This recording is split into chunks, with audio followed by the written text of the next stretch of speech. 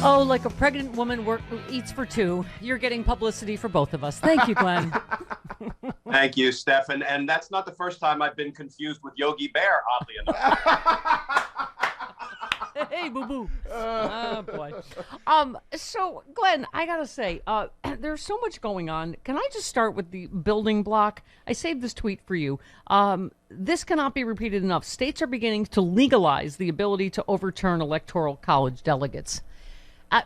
First of all, I know Mark Elias is out there doing the Lord's work, but how is this legal? And what happens if states, in fact, legalize, quote unquote, this?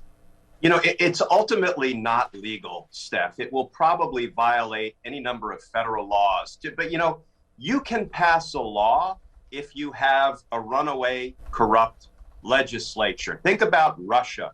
Putin had his legislature, so to speak, pass a law that he gets to be president until 2036. This is exactly what some of the state legislatures are doing. Just because you call it a law doesn't make it legal. Mark Elias is on top of this.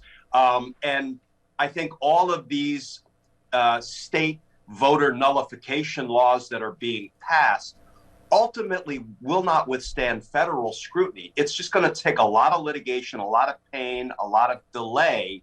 But ultimately, I think most of these state laws will be successfully challenged. Yeah, well, that is the sliver of hope I needed this morning. So, you, as you said, as media reports, you tweeted declining to hold Trump accountable for his crimes in light of the overwhelming evidence would be a political calculation. It would also make a mockery of honest, law-abiding politicians and destroy the legitimacy of the institutions of American government.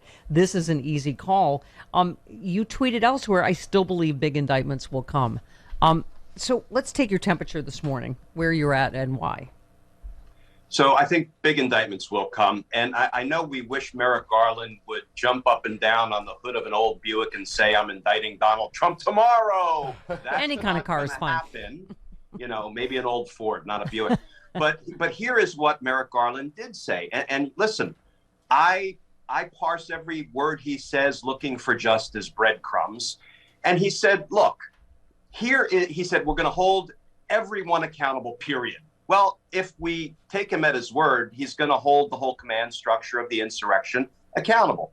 But he also said we start with the cases that are right in front of us, the overt actors, and then we build.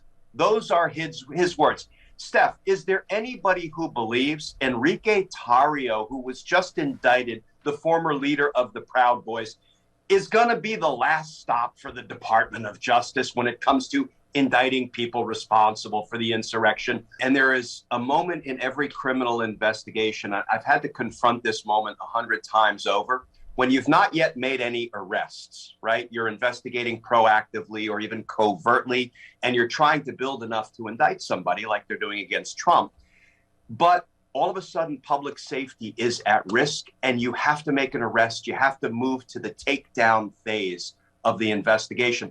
Donald Trump on January 6th said they stole your vote, and if you don't go down to the Capitol and fight like hell, you won't have a country anymore. He just told his supporters at his latest hate rally, they're teaching critical race theory in your schools. They're going to destroy your children. You're not going to have a country anymore, and you need to lay down your lives to take care of it. That's exactly what he said on January 6th, and we know the results. We know how his followers receive this information and how they act. I don't know when DOJ finally says enough is enough. He's now put our teachers expressly and directly at risk. Let's start indicting him, at least for the campaign finance conspiracy he was in with Cohen, the bribery and extortion of Zelensky, the obstruction of justice counts in Volume 2 of the Trump-Russia report, witness tampering for Ambassador Yovanovitch, and on and on and on and on.